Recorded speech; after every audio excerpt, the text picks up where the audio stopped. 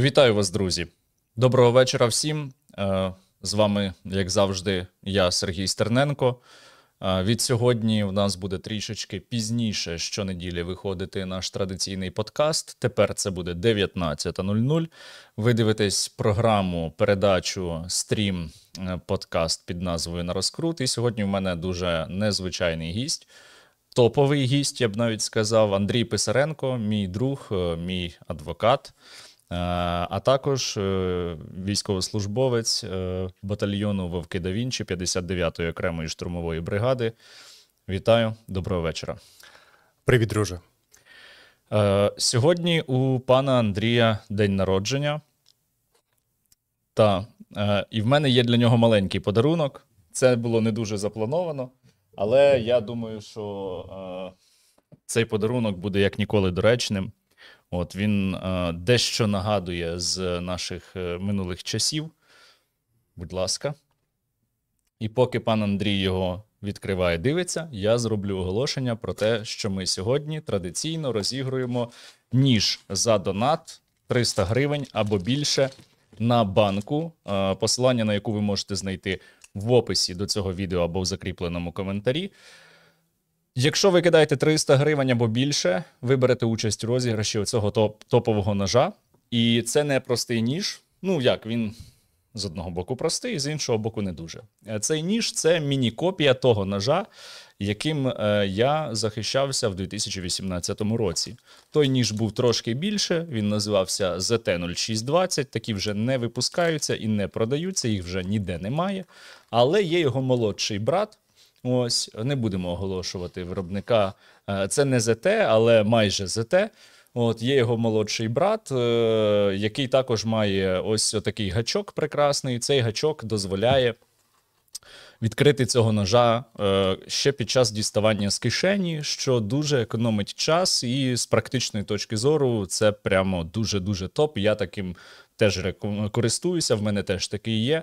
Рекомендую, тому кидайте 300 гривень і беріть участь у розіграші, від якого дохнуть російські окупанти. І програють тільки і виключно вони. Тому що за ваші донати ми закупимо багато дронів камікадзе для українського війська.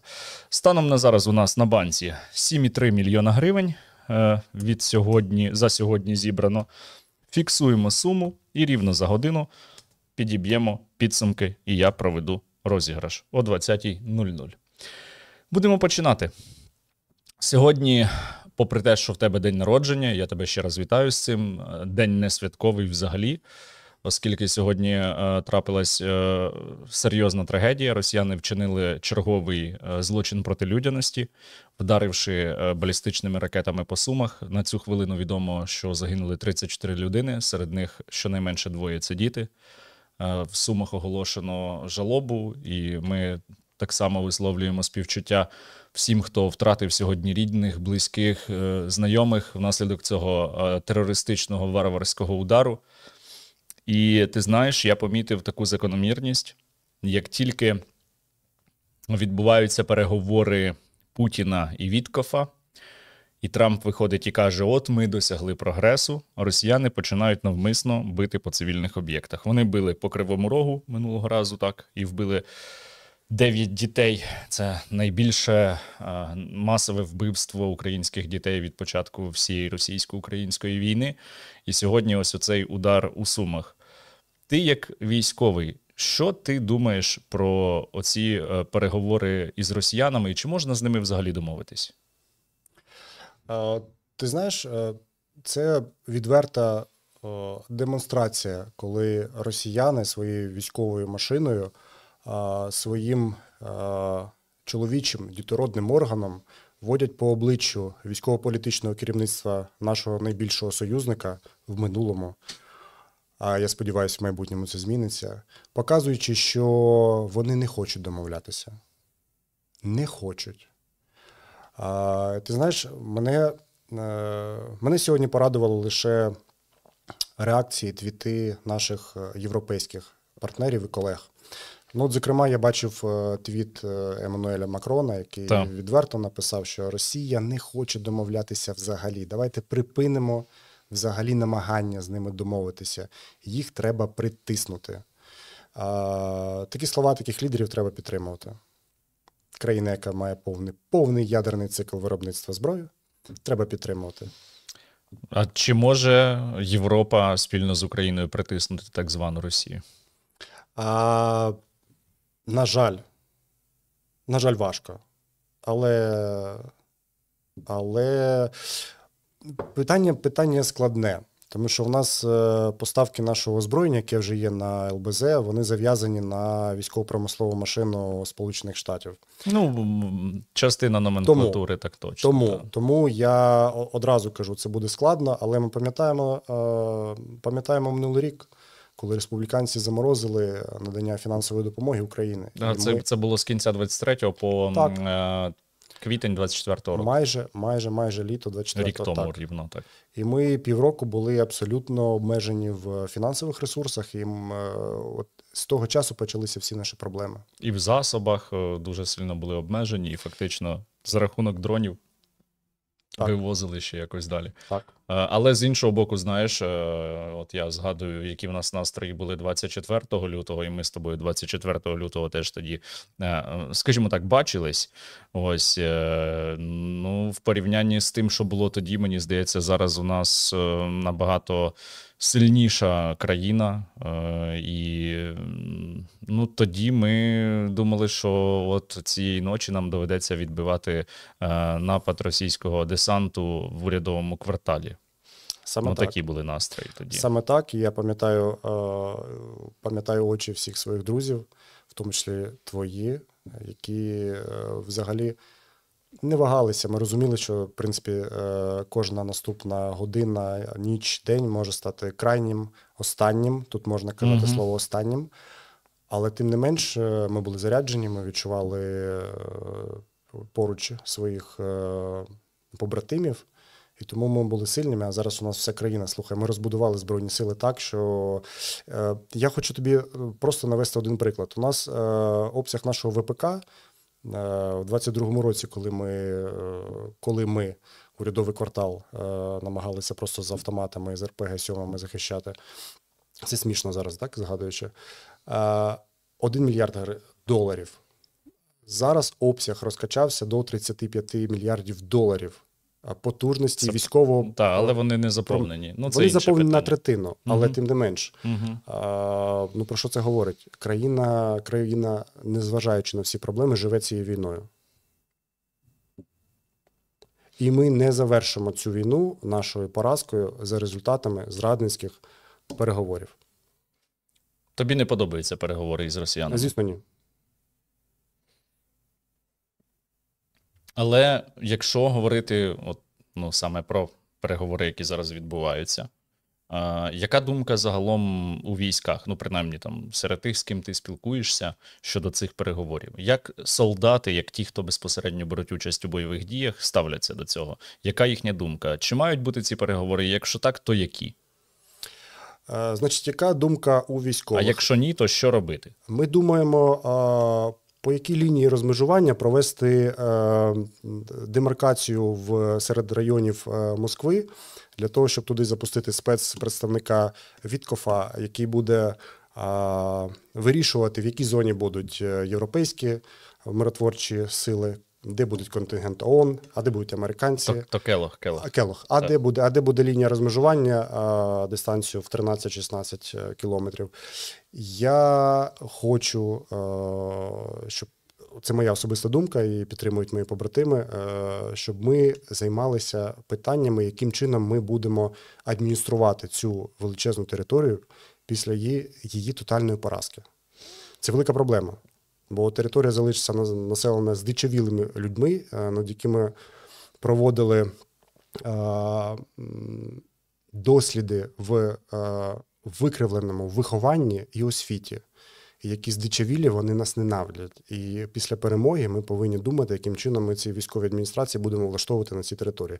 І яким чином там будуть виникати національні держави. Це про те, що ми думаємо з своїми хлопцями. Це єдина наша мета, заради чого ми всі зараз захищаємо наш суверенітет. Нам треба розвалити раму цієї Російської імперії. крайньої імперії в нашому світі. Чи правильно я розумію, що ти вважаєш, що переговорами перемоги досягти не можна? Абсолютно. Для жодної зі сторін? Ні. Україна повинна бути в позиціях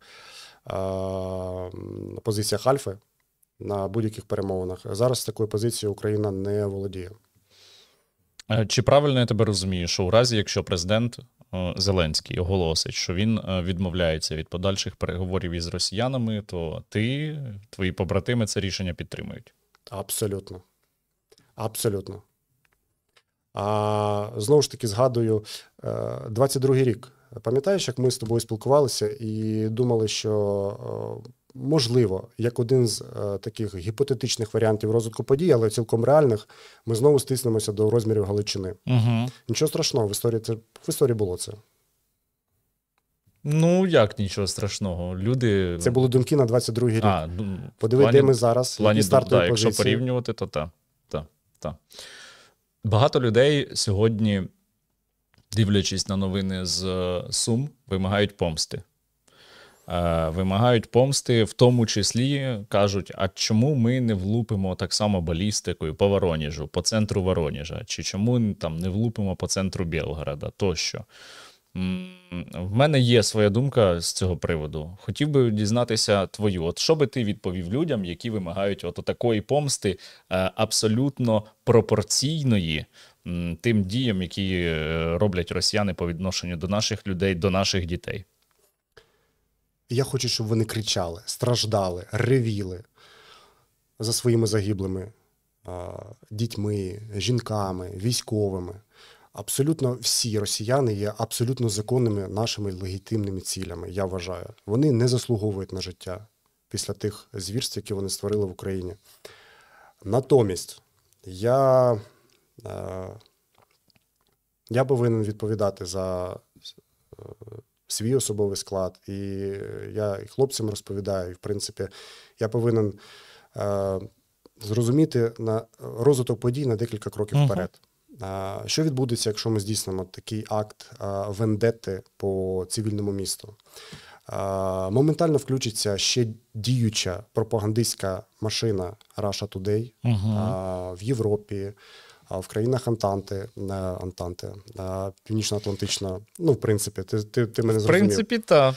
І одразу будуть порушені справи стосовно воєнних злочинів нашого військово-політичного керівництва за порушення правил та звичаїв війни на суходолі, які свого часу сама ж Росія в Гаазі і підписала Гаазькі конвенції, порушуючи все, що тільки можна. Ти вважаєш, що ми маємо і далі дотримуватись норм міжнародного гуманітарного права, навіть попри те, що інша сторона їх не дотримується.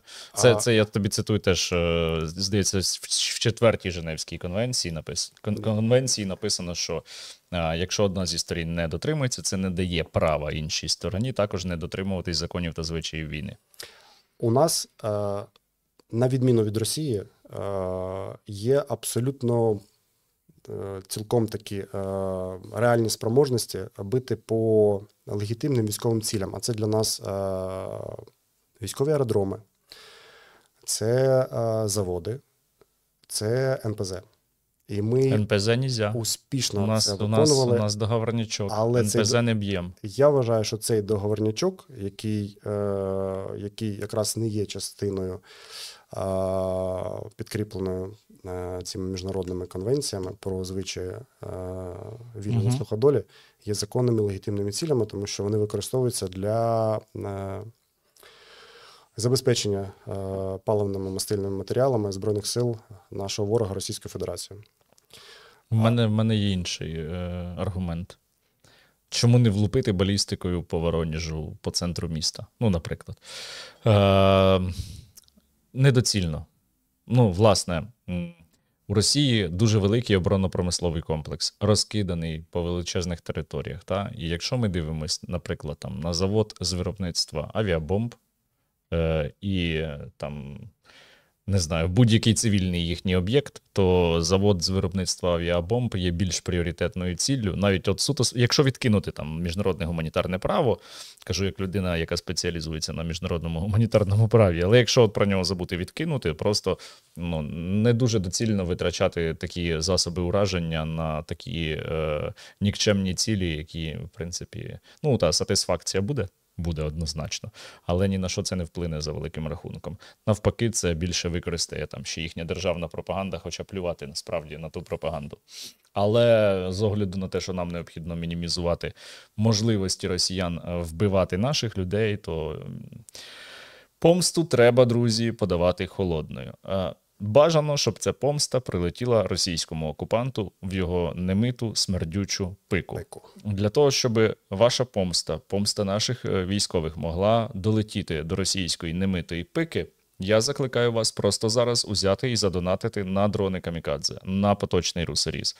Станом на зараз у нас на банці 7,7 мільйона гривень, що означає, що за перші 16 хвилин від початку трансляції ми зібрали вже 400 тисяч гривень. Це прекрасно.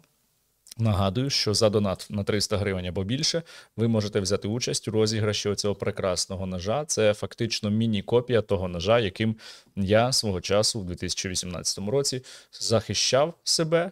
І тут є прекрасний гачок, який дозволяє цей ніж відкрити ще коли ти його дістаєш тільки з кишені. В тебе теж є ніж з гачком тепер, який дозволяє відкрити цього ножа при діставанні з кишені. Він тебе трошки інший. Так. До речі, хочу нагадати глядачам твого стріму, що на думку науково-дослідного інституту Міністерства внутрішніх справ Одеси, Міністерство внутрішніх справ Одеси. Ти не обмовився. Так. Цей ніж є холодною зброєю. Тому, друзі, донатьте, це дійсно потужний ніж. Неправда, це не холодна зброя.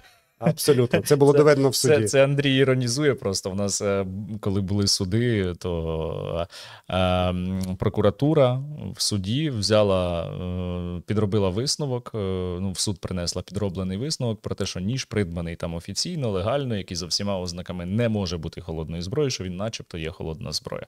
Але якщо ми вже заговорили за холодну зброю, то нашим слухачам і глядачам маю повідомити, що до вашого відома зберігання вдома холодної зброї дозволене законодавством, і для цього не потрібен ніякий дозвіл. Тобто холодну зброю ви можете спокійно вдома зберігати. Мечі, сокири, кувалди, це вже, правда. Скажімо так, вони використовують... Не наша традиція з кувалдами, але окей. Господарське побутове призначення. Побутове призначення. Добре. Давай перейдемо до нашої основної теми. Ми сьогодні маємо поговорити передусім про Покровськ, про те, яка зараз там ситуація, бо 59-та бригада і Вовки да Вінчі тримають оборону зараз на Покровському напрямку, Покровсько-Курахівському, там можна так уже говорити, напевно, бо там все досить змінилося за останні тижні, і Курахівського напрямка як такого вже фактично і немає насправді. Яка зараз ситуація на Покровському напрямку? Ми бачимо, що російські штурми дають вже менший результат, і як були росіяни там 4 місяці тому за 3 кілометри від Покровська, я так розумію, що вони зараз плюс-мінус на тих рубежах і стоять. Розкажи ти, яка зараз там ситуація? Так, насправді тактику лобової атаки, яку вони демонстрували в Бахмуті, росіяни не використовують, і вони намагаються зараз охопити місто Покровськ з його південної частини. І вони для цього зараз потужно рухаються, намагаються вийти на кордони з Дніпровською областю, рухаючись по лінії Котлине, Удачне, намагаючись вийти на населений пункт Межову і далі вийти на трасу, яка з'єднує Покровськ з Павлоградом. Таким чином обійти його з півдня. З іншої сторони, вони намагаються на Воздвиженці закріпитися і перерізати трасу, яка веде на Константинівку. І таким чином знову ж таки піти на південь і просто примусити наші українські сили відступити з міста. Тобто вони зосереджені на тому, щоб обрізати вам логістику. Абсолютно, так. Ну і вони, я так розумію, вже працюють по цій логістиці дронами, зокрема. Так, і з таких крайніх неприємних, невтішних новин – це активне застосування дронів з оптоволокном. Всі слухачі вже ж досвідчені, тому знають, що це використання дронів, які абсолютно не випромінюють в радіоефірі будь-яких частот. Це... І тому проти них не працюють засоби радіоелектронної боротьби. Жодні. І це проблема. Це проблема, вони, глибина проникнення 15-20 кілометрів на ізі. І вони використовують тактику очікування, вони використовують ці дрони на оптоволокні з нічними термальними камерами, вони очікують рух наших великих броньованих коробок під час ротації, і вони намагаються їх уразити. Це велика проблема. Те, що я бачу, що роблять росіяни, зокрема те, що вони робили на Курському напрямку, вони дублюють ту тактику, яку застосовували ми від початку масового використання FPV взагалі в українському війську. Тобто вони просто в тупу в режимі, це називається у операторів FPV, в режимі риболовлі, рибалки, вони летять на логістичні маршрути і просто там шукають собі будь-яку ціль, яку вони побачать. І таким чином вони перерізають цю логістику. Так, але я ж кажу, з крайнього я побачив використання трошки іншої тактики, знову ж таки, тактику, яку використовували Збройні Сили України. Засідку ти маєш на увазі? Так, режим очікування. Засідки давно використовували. Тим паче, що дрон на оптоволокні не вимагає витрат енергії для того, щоб здійснювати відеотрансляцію. Оператору.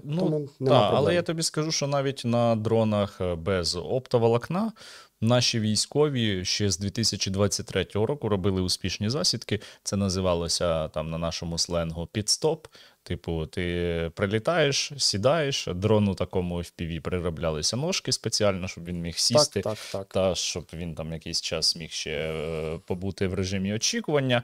Єдине, що робилося, це бокова підсвітка була. Тобто Mavic фіксував, що там збоку в режимі каруселі могли кілька Мавіків працювати. І оператор саджав дрон, вимикав все на ньому, лишався тільки радіозв'язок на керування. Ось, але двигуни не працювали в цей момент, камера не працювала, збоку фіксувалося, що відбувалося, і був дуже смішний випадок. На дах однієї будівлі посадили такий дрон, знали, що в тій будівлі росіяни. Росіянин виліз на дах, хотів дрона вкрасти, йде по даху, до нього підходить, тільки він до нього підходить, дрон злітає. Він тікати, дрон за ним, він біля нього вибухає, а там осколково-фугасна бойова частина направленої дії. Його так нафарширувало, що він там і здох. Тобто тактика засідки, вона давно використовується навіть без оптоволокна і українськими підрозділами. Єдине, що варто відзначити, дійсно, противник не стоїть на місці. Противник розвиває не тільки свою технологічну компоненту, а й тактику застосування і дуже швидко переймає наш досвід. Так. І насправді досвід технології і кваліфікація наших операторів дронів об'єктивно вища. Просто росіяни масштабують. І інфраструктура у нас краще. Якщо говорити про дрони на радіочастотах, у нас набагато краще розбудована інфраструктура. От я, так, щоб не видавати там ніякої таємниці, але я можу озвучити, що у нас FPV-дрони квадрокоптерного типу можуть уражати цілі за деяких обставин на глибину понад 40, а інколи і більше кілометрів. З використанням деяких фішок і технологій, Але це FPV квадрокоптерного типу на радіокеруванні. І картинка буде йти аж до цілі. І такі дрони вже застосовуються. І сьогодні якраз, до речі, велику партію таких дронів передали на один із напрямків фронту. Буде звіт, я думаю, вже завтра опублікуємо. Супер. Я сподіваюся, так само і на наш підрозділ. До речі, принагідно одразу подякую. А ми на ваш підрозділ дуже багато. Настільки системної підтримки, як від фонду, від спільноти. Я вітаю, до речі, з відкриттям благодійного фонду за масштабування і зичу успіхів. Так от, від спільноти Стерненка наш підрозділ отримує регулярно, стабільно таку велику кількість дронів, яку ми не отримуємо від держави. Ти знаєш, коли президент Зеленський оголосив, що буде 1 мільйон дронів від держави, я зрадів, видихнув і думав, що в моїй роботі буде менше необхідності, саме постійних щоденних поставках, і що я зможу сконцентруватись на інноваціях більше, на пошуку нових рішень тощо, і відійти від постійних щоденних поставок, і я не можу відійти, на жаль, від цього. Не тому, що того мільйона дронів навіть немає, а багато в чому ці дрони, які постачає держава, вони не завжди придатні до застосування. Так. Тобто, так. розумієш, непридатних постачають на фронт. Непридатні, так, які треба перероблювати для бойового застосування. Так. У нас є окрема навіть програма по переробці дронів. Щось цікаво, я ще хотів би одразу повернутися до теми. Тактику, яку застосовують росіяни. Вони почали використовувати дрони на оптоволокні для проведення розвідки і дорозвідки. Фіксація на наших вогневих позиціях цих дронів, які спочатку роблять обльоти, польоти, фіксації, з глибиною проникнення, там, де звичайний Mavic, навіть за допомогою ретрансляторів і подвійних баток просто не зможе долетіти. Ну і ти знаєш, перевага FPV для здійснення розвідки полягає в тому, що він може дуже близько підлетіти до об'єкта і подивитись не тільки зверху або під кутом, а й збоку подивитись на об'єкт. І це, до речі, те, про що я говорив з різними нашими виробниками, що ми не розвиваємо розвідувальну компоненту FPV. Тобто FPV можна використовувати і треба використовувати для аеророзвідки. Це може значно здешевити вартість розвідувального БПЛА оперативного рівня. Ну, там в 10 разів можна здешевити і при цьому отримувати якісне зображення з аеророзвідки. Але противник почав цей напрям розвивати. Вони розвивають, і наразі ми просто сподіваємося, але сподіватися довго не можна, на непрофесійність, недосвідченість, некваліфікованість цих операторів дронів, які навіть після проведення такої розвідки глибинної, до розвідки здійснюють ураження, але, в принципі, наші вогневі позиції залишаються на своєму місці, неушкоджені абсолютно. Мінус дронів на оптоволокні, туди не причепиш потужну бойову частину. Але можна причепити ПГ-7ВЛ все одно з кумулятивом, і для техніки це великі проблеми. Для ушкодження антен, для ушкодження наших засобів каналів зв'язку. Але навіть при всьому тому, насправді, кваліфікація операторів низька. І це поки рятує життя. Але це поки що. Ти ж розумієш, що вони з часом, навіть найтупіший їхній оператор, він навчиться набагато краще працювати. І часу в нас нема. І, на жаль, з боку держави досі тривають поставки, даруйте, лайна. Тобто є хороші FPV, дуже хороші є, які постачаються від держави. Питань немає, але досі дуже багато дронів, які не придатні до застосування. І на складах деяких бригад такі дрони FPV лежать тисячами. Ми потім їх приймаємо на переробку, тобто ми вже в межах нашого фонду перероблюємо ті дрони, які держава поставила, але які їх не можна застосовувати. Вони або не летять, або в них камера така, що ти в неї нічого не роздивишся. Або просто от найпопулярніша проблема, з якою стикаються підрозділи, це невідповідність частот реальній радіокартині на певному напрямку. Тобто, що я маю на увазі? На кожному напрямку фронту, а інколи навіть на ділянках фронту, а не на напрямках, є своя радіокартина по FPV. Тобто, є свій діапазон частот, які можна використовувати, які не бажано використовувати, і які не можна використовувати. Тобто ті частоти, які противник гарантовано буде давити, ті частоти, які противник зможе подавити, а може і ні, і частоти, по яких у противника поки що немає ніяких засобів для подавлення. І це постійно треба моніторити, ми цим займаємось. Постійно треба знати, на яких частотах FPV у нас будуть сьогодні працювати, щоб не попасти під дію ворожого або дружнього засобу радіоелектронної боротьби, що трапляється ще частіше. Ось. І от дрони від держави в силу самої процедури контрактування довготривалої, негнучкої, надходять на тих частотах в більшості випадків з якими їх неможливо застосувати. Ну, просто це ти його просто береш і викидуєш, і все. Тому, на жаль, так. Але повернімося до теми Покровська. Ми бачимо, що ситуація там загалом зараз стабілізувалася. Так. Були деякі кадрові призначення на цьому тлі, нові іще в Хортиці, зокрема, але і не лише ці події відбувалися. Що стало фактором, який дозволив хоча б зараз трохи стабілізувати ситуацію на Покровському напрямку? Бо раніше росіяни просувались по 500, по кілометру в день. Зараз противника навіть з деяких позицій відкинуто. Ти знаєш, коли ми зайшли в нашу крайню поточну БР-ку, це був червень 24-го року, і досі продовжуємо на Покровському напрямку захищати у нас. У нас були певні проблеми, які призвели до цих подій, чому ми зараз можна озвучити ці проблеми. Ну, не конкретно у вас, а загалом на напрямку. Тобто не було нормальної належної взаємодії і зв'язку між підрозділами. Ми починаємо тепер з проблем. Значить, перше – це взаємодія. Друге – це використання так званих приданих підрозділів. Угу.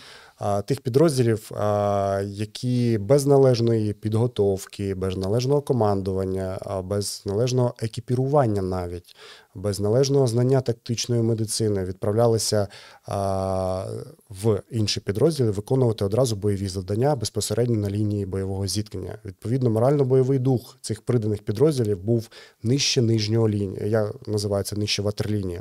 Це була велика проблема. Взаємодія, придані, і плюс велика проблема наша – це постійне перекидання реальних бойових підрозділів з однієї ділянки фронту на іншу. Ну, це гасіння пожеж. Так само, як і передислокація приданих, або там відправка приданих, це спроба погасити пожежу. Воно може спрацювати в короткостроковій перспективі навіть. На стратегічному такому рівні це був абсолютно програшний варіант розвитку подій, тому що ми втрачали, я тобі скажу, зараз можу це казати, коли ми зайшли в Красногорівку, яка вже була тоді втрачена, давай об'єктивно казати. Я пам'ятаю той час. Це багатоповерхівки були вже. І це було якраз в той час, коли цензура. Так, це було якраз в той час, коли росіяни вперше почали застосовувати оці танки. Як вони їх називали, господи, я забув. Ти маєш на увазі халабуди? Так. Це ж на Красногорівці перші застосування були. Якраз росіян цих танків, коли вони виїжджала оця будка з купою ребів навішаних, і треба було просто пробити будь-який реб і все. І все, і вона сипалася. І вони дуже гарно палали. Але в короткостроковій перспективі їм це допомогло тоді прорватися до заводу. Через всю Красногорівку. Маючи панівні висоти, це, в принципі, було питання часу, коли вони підуть далі. Але після того, коли в нас був захист, наша лінія БРО простягалася аж від... БРО, бригадний район оборони? Бригадний район і батальйонний район. Батальйонний рубіж оборони, район оборони. У нас, коли ми були на лінії Українськ-Селідово, в найгірші часи, найтяжчі часи для нашого батальйону більше 13 кілометрів. Більше 13 кілометрів. Один батальйон? Так. 13 кілометрів? Так. Це ж смуга бригади. Так. Тобто батальйон тримав смугу бригади. Вибач, слухачам для розуміння, бригада – це скільки батальйонів в середньому? Ну, в середньому, дивись. Піхотних? Так, 4-5? 4-5. 4-5. Тобто один батальйон, бригада, тобто один батальйон тримав смугу, яку мали би тримати, по ідеї, 5 батальйонів повнокровних. Абсолютно. Укомплектованих. Угу. Це щодо загальної ситуації тодішньої. Що маємо на даний момент? В принципі, все одно 108-й окремий батальйон зараз має БРО. довша, ніж всі інші батальйони бригадні разом взяті. Я не скажу тобі, що це, в принципі, об'єктивний факт. Я тобі не кажу, що це чи погано, чи це добре. Це відображує просто об'єктивну дійсність. Ну, і я думаю, що вам просто доручили більшу смугу в силу того, що ви показали високі результати. Їдуть завжди. І це в армії відбувається постійно. Їдуть на тому, хто везе. Так. Чим краще робиш, тим більше завантажують тебе. Так. Угу. Насправді, про що ще можна сказати? Ти пам'ятаєш ситуацію, коли після Нового року приїжджав головнокомандувач Сирський на наш напрямок і особисто вручав подяки пілотам нашого батальйону. Операторам. Так, операторам безпілотних літальних апаратів. За що вони отримали? Тому що деякий сусід нашої бригади, неважливо, я не буду говорити, не кажи, так. Деякий сусід допустив прорив бронегрупи росіян в кількості одного танку і 2 БМП, які зробили ривок в 6 кілометрів, і один полонений, якого ті ж оператори взяли в полон, визнав, що вони самі були здивовані, наскільки вони легко проїхали 2 населених пункти і в 3-му зупинилися. Щоб ти розумів, наші позиції, наприклад, одна з позицій моєї батареї, мінометна 120-го міномета, опинилася в тилу цієї бронегрупи у 2,5 кілометри. Інші плюс-мінус одразу на місці десанту опинилися, і в нас моментально включилася операція з ургентного еваку наших вогневих позицій. Натомість наші пілоти дуже швидко тими ж літальними апаратами, які вже були в повітрі, а хоча один з десантів відбувався от буквально в будинку навпроти нашої позиції операторів, одразу вступили в бій. Вони зробили 2 головні речі. Вони приземлили групу, там кількості 15 бійців, приземлили стрілковим боєм. І пташками, які були в повітрі, вони почали їх знищувати. В результаті наша позиція, яка знаходилася там всього в 200 метрах, яка вже так само прийняла кругову оборону, була готова до загального такого піхотного бою в обороні, навіть їй не довелося вступати в бій. Наші пілоти все зробили самотужки. Одна БМП, яка проїхала в інший населений пункт, так само була знищена ударом в радіатор. Тобто абсолютно новенька БМПшка дісталася нам як трофей. І завдяки цьому головнокомандувач приїхав і особисто нагороджував наших пілотів. Я вважаю це дуже сильним показником бойової готовності нашого підрозділу, наших операторів приймати ближній стрілковий бій, захоплювати військову техніку, яку ми будемо використовувати, знову ж таки, вбиваючи нашого ворога. Красаве. Супер. Красаве. Хлопцям привіт і велика подяка. Передам. То наскільки важливими дрони є в обороні Покровська? Ударні, зокрема. За розвідувальні тут і так зрозуміло. Вони є найважливіше. Після піхотинця. Наша піхота – це взагалі святий Грааль. Навколо нього все крутиться. Якщо ми говоримо про статистику уражень, бойових уражень, знищеної живої техніки, росіян, особисто росіян, це наші ударні дрони. Я сьогодні якраз, поки готувався до нашої розмови, побачив статистику одного оператора, який працює на вашому ж напрямку, потім після етеру скажу, може і перетиналися з ним. Людина, яка так само, як і ти, так само, як і я, була свого часу, до речі, в правому секторі. Він уразив 2,5 тисячі осіб живої сили противника дронами за час своєї вже кількарічної роботи. Недоукомплектована бригада. Фактично Чудово. так. Ну, звісно, що там не всі здохли, але він конкретно влучив у 2,5 тисячі росіян. Якщо здохла навіть половина, це колосальний результат. Навіть якщо здохне кожен 10-й, це все одно колосальний результат. А навіть якщо він просто влучив за 300, це санітарні втрати, це використання їхніх бюджетних коштів на підтримку, на соціальні виплати, хай страждають, хай лікуються. Знаєш, яка є розвага зараз у операторів? Якщо Кацап уже 300, над ним можна просто пролетіти, і він сам до 200-ться. Насправді. Окей. Давай до теми Так. Покровська. Да. Раз ми згадали дрони, задонатьте на дрони Камікадзе, і у вас є якраз можливість виграти оцього прекрасного топового ножа. Я про нього зараз детально вже не буду так розповідати. У мене в телеграм-каналі я написав детально, чим цей ніж такий цінний, важливий і, головне, надзвичайно практичний. Говорячи про оборону Покровська.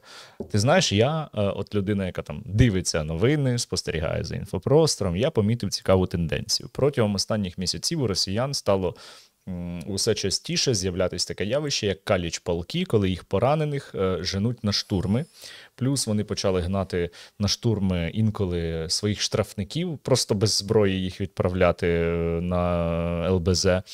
Плюс зараз росіяни почали, я бачу, активно використовувати для штурмів «Жигулі», буханки замість бронетехніки. І з останнього, що я бачив, не пам'ятаю, чи з Покровського напрямку, чи ні, але росіяни їхали на штурм на ГАЗ-69. Якщо ти пам'ятаєш, що це таке.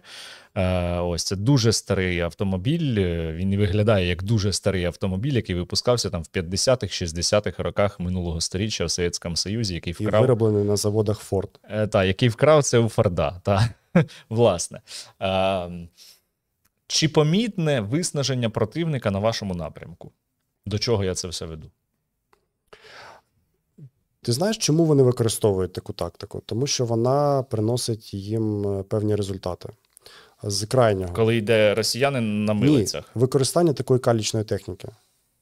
Неважливо кого вони посилають. Вони посилають, викликаючи вогонь на себе, вони роблять... Викривають ваші вогневі позиції. Вони роблять дуже стару таку тактику розвідки боєм. Тобто, ну це ж не боєм. Це примітивно.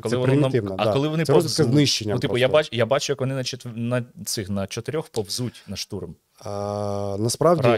Насправді, от з крайніх подій, вони почали використовувати дуже часто мотоцикли. На мотоциклах. Це зрозуміло для чого. Так. І вони заскакують туди, куди вони можуть заскочити, причому це дуже швидко відбувається. Ну, вони мотоцикли використовують, власне, щоб підвищити мобільність і не стати ціллю для дронів. Так. Для звичайних, щоб не наздогнав щоб було дрон. складніше. Да. І вони використовують погодні умови. Під час складних погодних умов, коли в нас компонента аеророзвідки ускладнена через низьку туманність, високу дощі, вологість, опади. Вітер. Так. То знову ж таки ми повертаємося до нашої святої піхоти, яка на своїх крайніх вогневих позиціях тримає цю лінію бойового зіткнення. Але ти так і не відповів. Чи є якесь виснаження сил противника на вашому напрямку? Чи спостерігається це? Я б не сказав би, що спостерігається виснаження.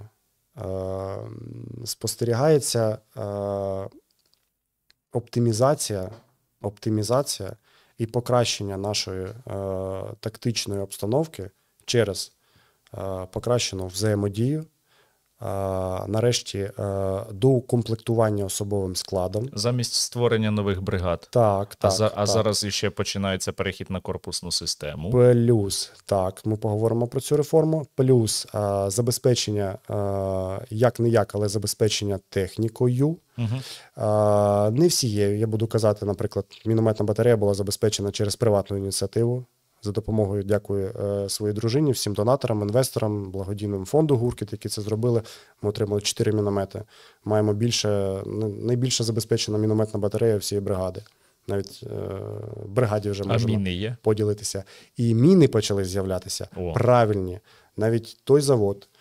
120-ки ж у тебе, правильно? 888, так. 888. Це львівський завод. Давайте говорити чесно, бо я ненавиджу брехню. Ненавиджу, коли нам говорять всьому фронту, перевіряючи, що у вас проблеми через неякісне зберігання боєприпасів. Коли вони вже приходять в пороха в вакуумних поліетиленових упаковках з пліснявою всередині від вологи. Про що ми говоримо?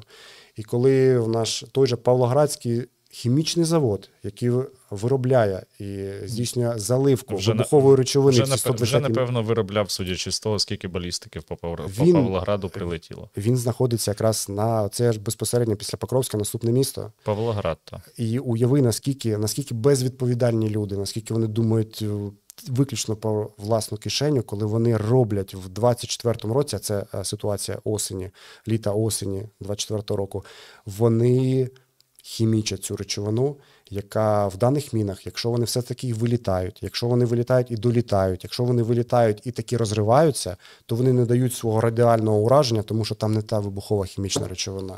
Це жах. Це державна зрада. Це державна зрада. Коли міни, замість того, щоб вони коштували, знаєш, по накладним, рік тому назад одна 120-та міна коштувала $200. Ми ж любимо цифри, правильно? $200 – це дуже ефективно, це дешевше FPV-дрона. Це добра математика. Для картки вогню, наприклад, коли тримається, батальйон тримає БРО своє, є відповідна картка сектора вогню, де за наявності поганих, несприятливих погодних умов якраз працює наша артилерія, мінометка і так далі. Це ефективно, це коштує фінансово не так багато. Натомість те, що я знаю, відбувалося потім, осінню, ці браковані міни. Друже, вгадай просто, от скажи, як ти думаєш, скільки вони коштували? Міни, які не летіли. Якщо летіли, то вони не взривалися. Якщо взривалися, не давали ураження. $2000. Ну, ти близько. $800, друже. $600 зверху вони вже поклали. Якби ж вони працювали? Питання не в грошах. Вони не працювали навіть за ці гроші. А наскільки взагалі зараз міномет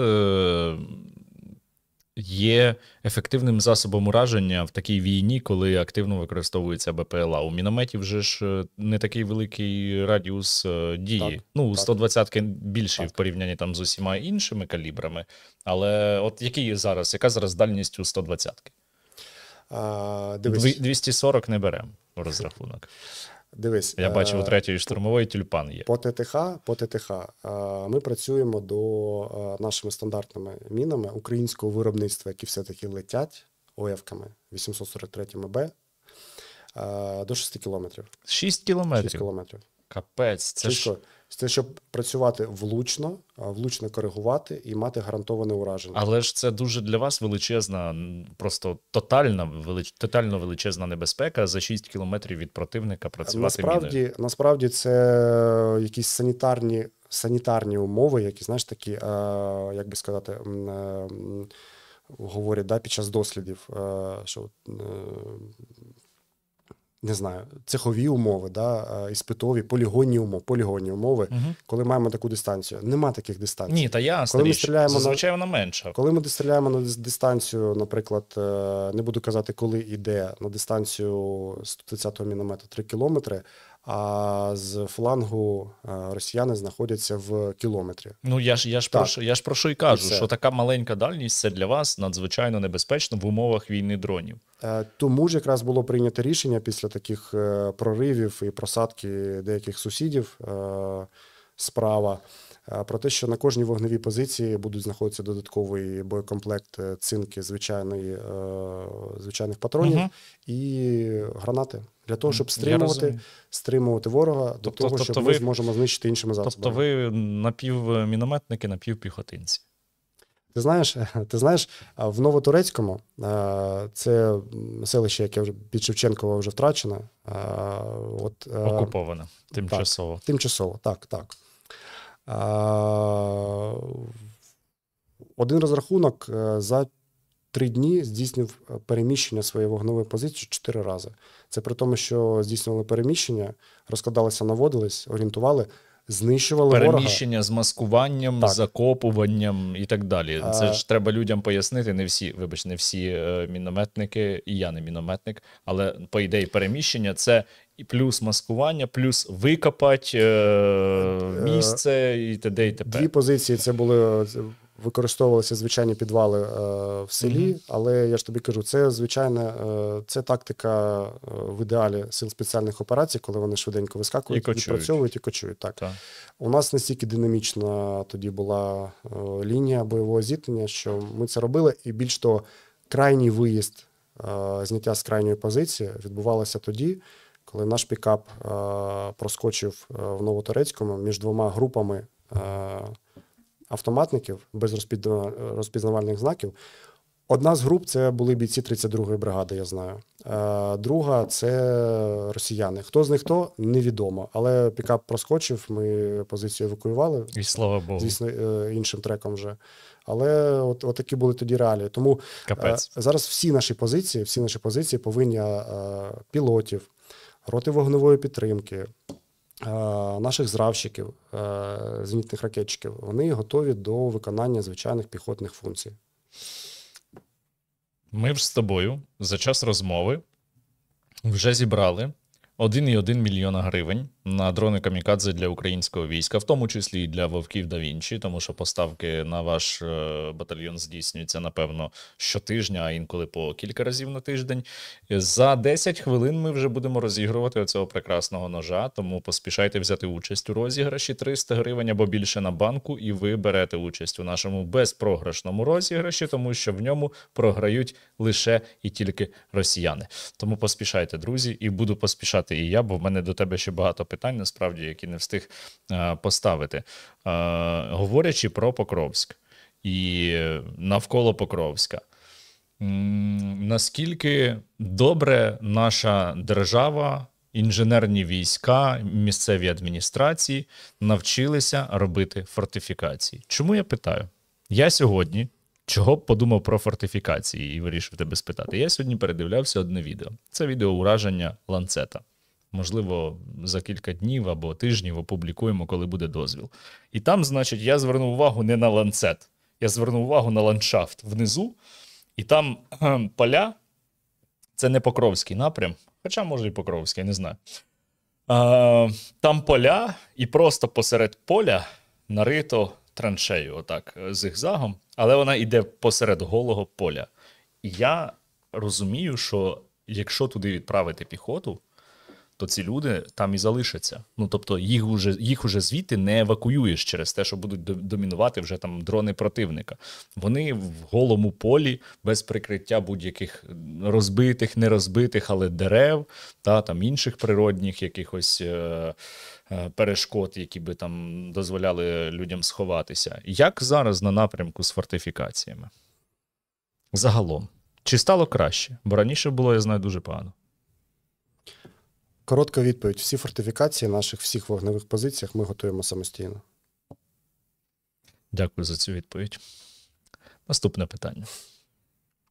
Часто в соцмережах можна побачити повідомлення, що наша влада вчиняє акт державної зради, оскільки ремонтує дороги в прифронтових регіонах деяких, а ці гроші не варто було би витрачати на ремонт доріг. Як ти думаєш, біля фронту потрібні якісні дороги?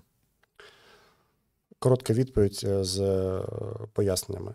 Так, треба ремонтувати. Дороги – це логістика. І це швидкість наших логістичних шляхів для проведення ротації, а ще найважливіше – для ургентної евакуації наших поранених бійців. Значить, для розуміння, для ротації в один шлях однієї вогневої позиції, уявної вогневої позиції, мій бойовий пікап повинен подолати по часу 1,5 години.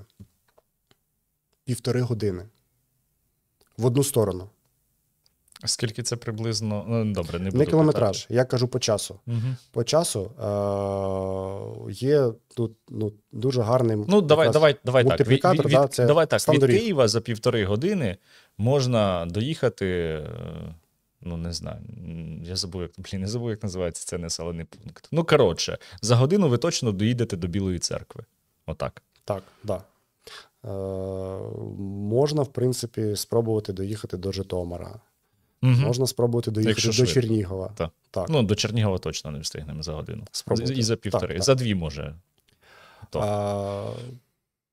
Не порушуючи правил дорожнього руху, звісно, не встигнемо.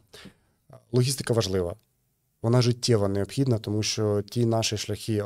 Задача. Ми почали з того, що росіяни намагаються обрізати шляхи логістики.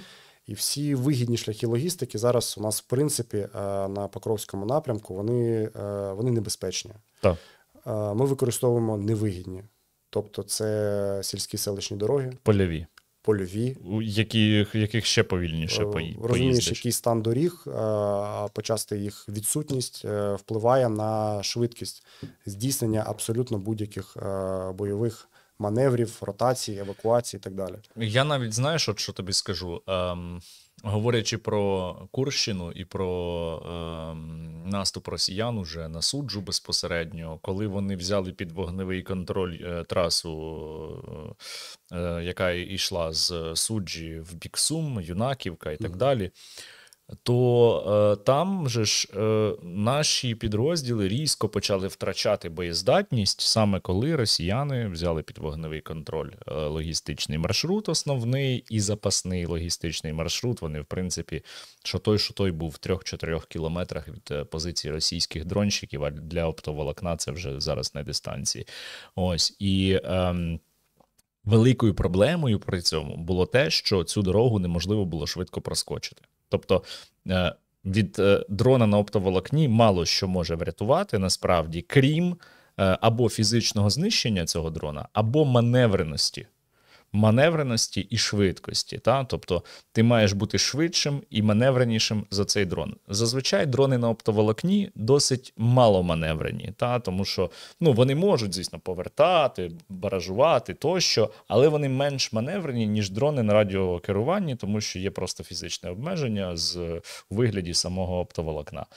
І от найбільшою проблемою стало те, що ту трасу неможливо було проскочити. Траси там як такої не було. Там просто були шматки асфальта, острівці, і на оцій смертельно небезпечній смузі в кілька десятків кілометрів наші підрозділи їздили зі швидкістю 10-15 кілометрів на годину і ставали прекрасними мішенями.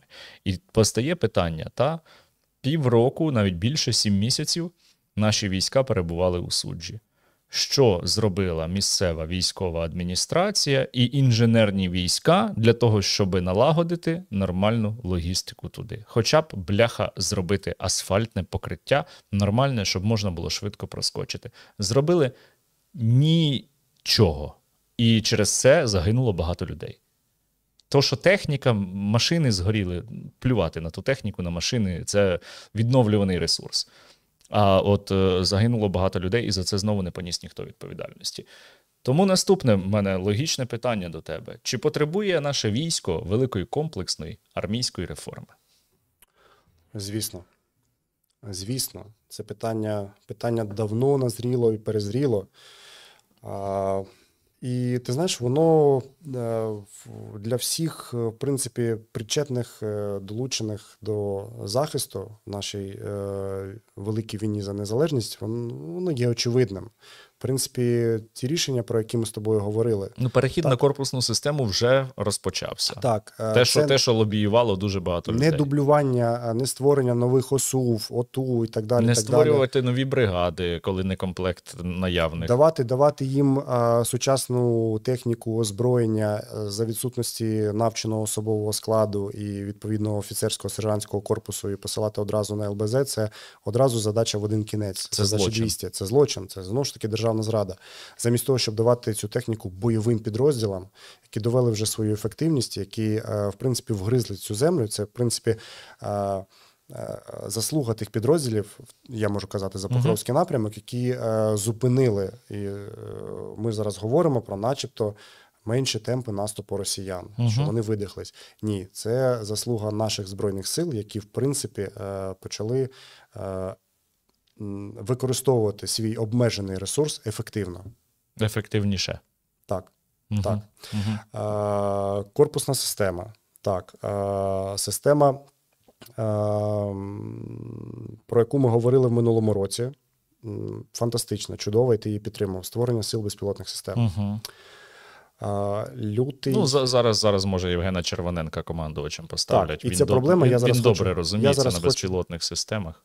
Ну, все життя на автопілоті. В нього багато орденів. Власне. Чому прекрасний буде командувач окремого роду сил. Я навіть знаю позивний жах у нього. А що не жах? В чому проблема? Держава створила чудовий окремий рід сил. Сил безпілотних систем. До речі, у них гарна назва англійською мовою. СБС. US Forces.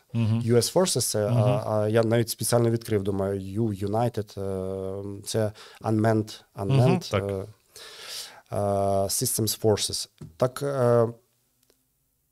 в цей рід сил зараз входить 2 бригади, 2 полки, декілька батальйонів. Тобто створено свої навчальні центри і так далі. Інженерія, управління, і вони здійснюють ураження на тактичну, оперативну і стратегічну глибину. Так. А також вже і в морі хочуть працювати, я бачу. Тобто там комплекси. Це розвідка, дорозвідка, здійснення ураження і підтвердження цього ураження. Модернова. Ми, в принципі, з цими силами безпілотних систем були в авангарді світової військової думки рік тому назад. Все чудово. Вадим Сухаревський, колишній комбриг нашої 59-ї бригади, стає командувачем, його всі підтримують. Фантастичний керівник.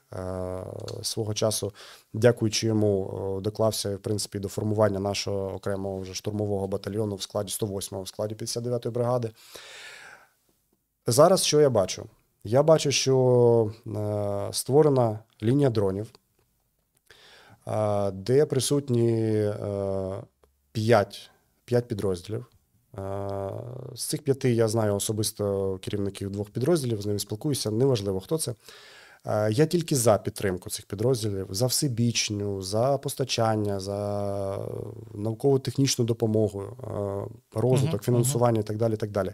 Але насправді у нас в кожному роді сил, десантно-штурмових військах, морській піхоті, сухопутці є свої батальйони безпілотних комплексів, є свої служби НРК, наземних роботизованих вже комплексів. Батальйони безпілотних систем, а раніше були тільки роти ударних БПЛА, а зараз взводи ударних БПЛА є в кожному батальйоні. Навіть це те, за що ми боролися в кінці 23-го року.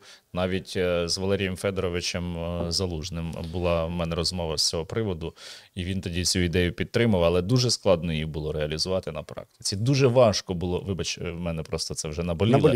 Я спілкувався тоді з одним представником Генерального штабу, який мені казав, що це дуже важко взагалі дати штатний розпис кожному батальйону під ударні БПЛА, під взводи ударних БПЛА. Тому що, а чим же ж їх комплектувати? А це ж переписувати нормативку. Ой, ні, давайте зробимо тільки по декількох батальйонах. А я йому казав тоді, сорі, але ви думаєте, що буде через рік? Ми через рік маємо вийти на ситуацію, коли в кожному батальйоні буде свій взвод, мінімум взвод ударних БПЛА. Так і вийшло зрештою, але сорі, відволікся. Так.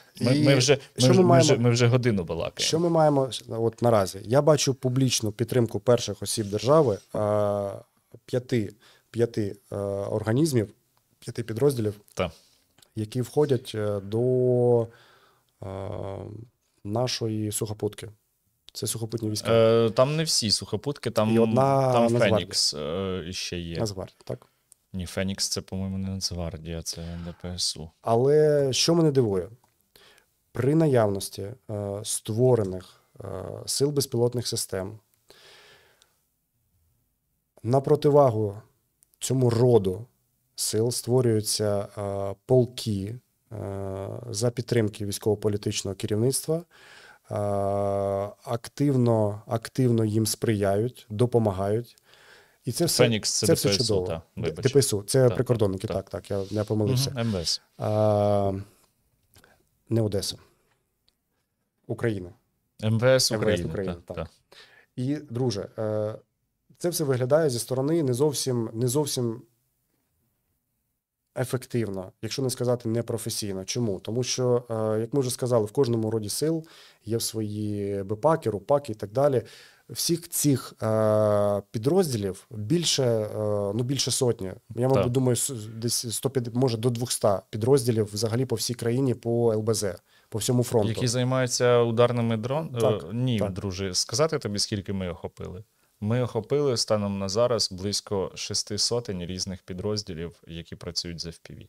І це, коли я кажу підрозділів, це дуже різні бувають організми. В деяких випадках під словом підрозділи я маю на увазі бригаду, а в деяких випадках я маю на увазі окремі підрозділи в складі навіть однієї роти може бути. Так. Але загалом це близько 600 бойових організмів. Так. Тепер цей організм в складі інших організмів виконує свою бойову задачу на всій лінії бойового зіткнення з росіянами. Так. Яка в нас лінія бойового зіткнення з росіянами зараз? Близько 2000 кілометрів. Ні, близько 1200, здається. Десь так, так. Тим не менше. Ну, якщо не рахувати ще там водні перешкоди. Так, тому я рахував трошки більше. Рахуємо 1200. 1200 на лінію дронів 5 підрозділів. Це нереально.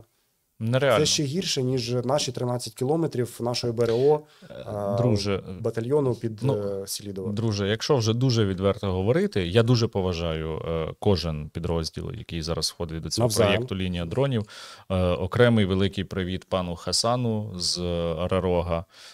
Ось ми з ним бачились якраз там кілька тижнів тому.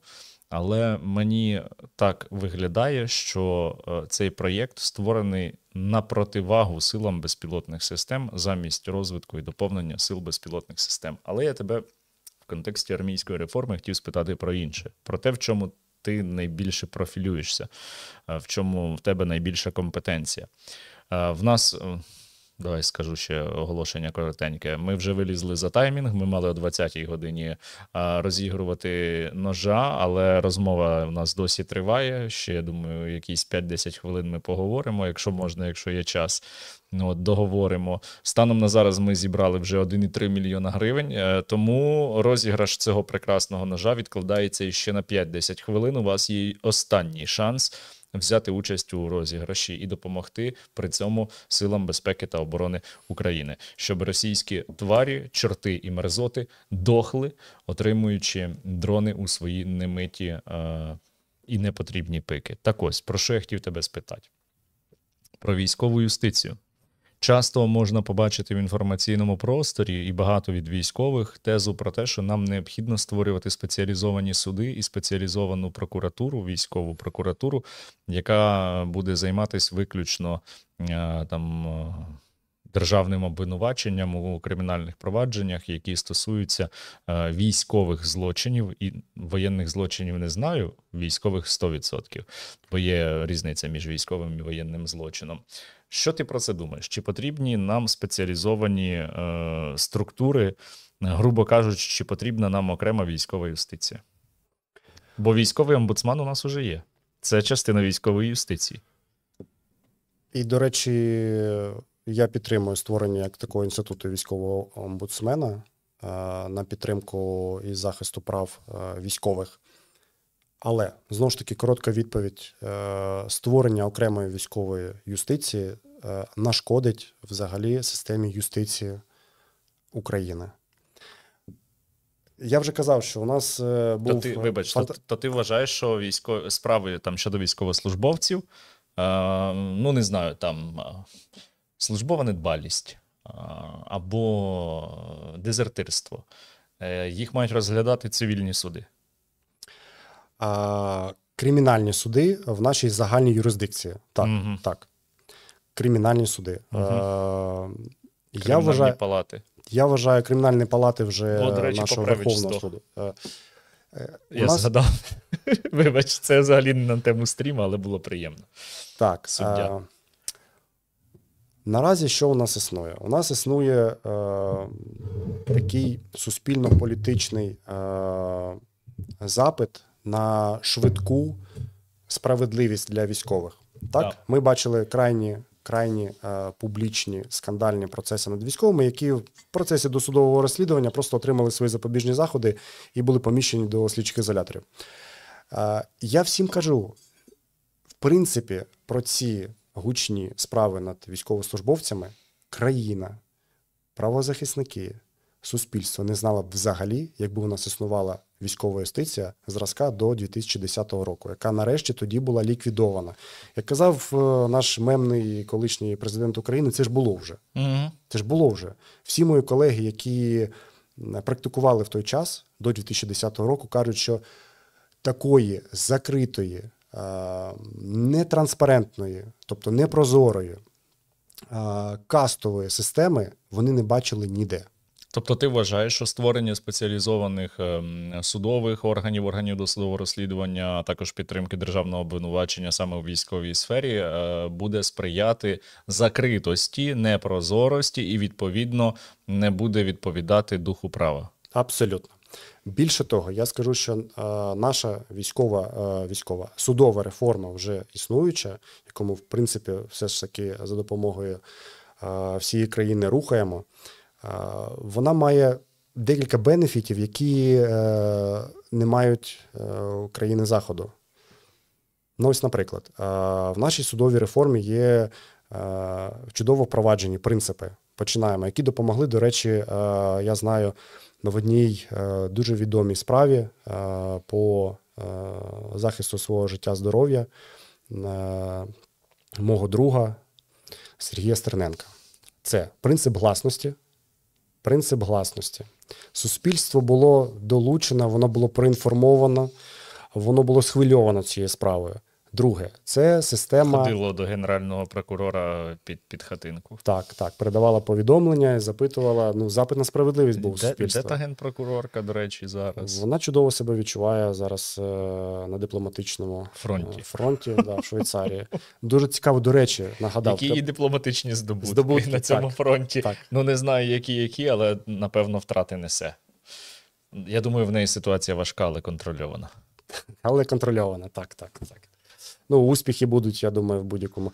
Ти знаєш, не хотілося б казати, але я не хочу, щоб доля була такою, знаєш, карколомною для неї, щоб результатом її дипломатичної кар'єри не був вираз, підозра буде в будь-якому випадку. Ти знаєш, я чув, що в неї мала бути підозра в будь-якому разі, тому вона і стала дипломатом. Котра година там, не знаєш? Дипломатичний імунітет. Так. Не знаєш, так година. От, друже, наші здобутки нашої судової реформи. Це гласність, публічність. Так. Про всі справи ми знаємо в країні абсолютно. Немає закритих справ. Друге, це авторозподіл судових справ, який виключає корупційну складову. В ідеалі повинен виключати. Є маніпуляції, але в принципі в Сполучених Штатах Америки взагалі не знають, що таке авторозподіл судових справ. Сполучені Штати Америки – це зараз в питанні права і правозастосування, напевно, одна з найбільш відсталих країн. Мені так здається. Тому що коли найбагатша людина світу, мільярдер, здійснює підкуп виборців, просто так в прямому ефірі, і потім він за це нічого не отримує взагалі, то про що ми далі говоримо? Взагалі, про що тут можна далі говорити? Система стримування противаг там не працює. Це мем, немає такої системи, як виявилось. Це мем, так. І третій наш такий стовп нашої реформи – це аудіофіксація технічними засобами всіх судових засідань. Інколи і відео, так. Так, і це фантастично. І це об'єктивний контроль. Це треба підтримувати. Тому що таким чином в суспільстві ми вже виховуємо наступну чергу наших професійних арбітрів, суддів. Ми знаємо, хто з них найбільш досвідчений, хто користується, хто має репутацію, так, в судових установах, чиє слово варте, чиї вироки можна читати і послуговуватися ними. А хто суддя Вовк? А хто суддя Вовк, так. Тобто, хто має досвід, хто має авторитет в цій судовій системі. І ми вже знаємо, що ми б бажали, наприклад, щоб в будь-якій гіпотетичній справі певний суддя в мантії розглядав цю справу, тому що він буде незалежним, тому що він буде об'єктивним, тому що він буде не встановлювати об'єктивну істину по справі, що відбувалося, бо це не задача суду, а він буде просто вирішувати, як арбітр, спір між сторонами. Команда обвинувачення в футболі, команда нападу і команда захисту, адвокати. Яким чином вирішити, які докази будуть, хто кому передасть пас, яким експертам, які докази визнають недопустимими, недостатніми, недостовірними, що він може покласти в цей вирок і винести, яка сторона доведе правоту. Боже, я себе відчув прямо, як наче ми знову в судовому засіданні сидимо, такі флешбеки. Вибач, друже, за такі, Нічого. Але тут, до речі, пишуть якраз от в коментарях на тему військова юстиція не є потрібною, оскільки плекання структури судової могло би бути виправданим у системі, яка працює. Нової структури могло би бути виправданим у системі, яка працює. А ми всі знаємо, як зараз працює наша судова система. Тобто, а так ми можемо зробити іще гірше. Ти знаєш, я абсолютно погоджуюсь, що буде тільки гірше. Пам'ятаєш, ми колись створювали... Те, що буде тільки гірше, це 100%. Ми створювали НАБУ. І які проблеми були, коли НАБУ не мало права на проведення своїх ОРД і проведення негласно слідчо-розшукових дій в рамках ОРД? Але зрештою, НАБУ стали ефективним органом правопорядку. Так, але... Які зараз законопроекти зареєстровані в Верховній Раді стосовно військової юстиції, які були рекомендовані до прийняття Комітетом з правоохоронної діяльності? Саме про створення військової поліції на базі військової служби правопорядку з наданням їм функції оперативно-розшукової діяльності. Це кошмар. У нас після... Тобто вони стануть органом досудового розслідування. Повноцінними. Ти знаєш, зараз військова служба правопорядку викликає в мене якби як неповагу, то так, в принципі, повну підтримку. Ну, за останній час, вибач, це не сподобається, напевно, деяким нашим слухачам, але маю сказати, за останній час я бачу позитивні зрушення в системі ВСП. Знаєш чому? В них нема компетенції, і тому немає жодної корупційної складової їхньої діяльності. Тому в будь-яких випадках притягнення до відповідальності військових, зупинки по 130 оформлення СЗЧ, вони завжди приймають сторону військових. Ну і вони зараз, я так розумію, можуть лише сприяти притягненню до дисциплінарної відповідальності, до адміністративної? Ні. Ні. Тобто лише дисциплінарка? Ні. Так. Угу. Саме з тієї теми, кримінальну тоді навіть про не кажемо. яку наш колишній головнокомандувач він написав кілька наукових робіт про покарання солдатів. І захистив дисертацію з філософії права. На жаль. Ну, це найважливіше під час повномасштабної війни написати наукові роботи, як карати звичайного солдата. Так. Підвищує морально-психологічний стан бійців, звісно.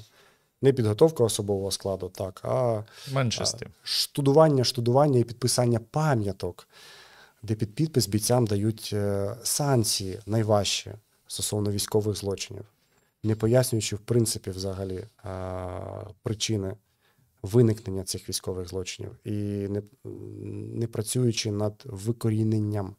Давай пояснимо теж людям, щоб люди розуміли, про що ми зараз говоримо, бо зараз подумають, що ти говориш, що українські військові вчиняють воєнні злочини. Дивіться, є різниця між військовим і воєнним злочином. Це просто не всі знають, це треба часто повторювати, пояснювати. Дивіться, воєнний злочин – це порушення законів і звичаїв війни. Тобто це атака на цивільні об'єкти, на інші захищені об'єкти, які не можна атакувати, тощо. Це там використання чужого прапора, чужої емблеми або ведення бойових дій без емблеми і прапора. Це воєнні злочини. Військові злочини – це злочини, які стосуються порушення порядку несення служби військовослужбовцем. Це дезертирство, самовільне залишення військової частини, невиконання наказу тощо. Це військові злочини, і треба вміти розмежовувати поняття воєнний і військовий злочин. Важлива ремарка була. Абсолютно, так, це важливо.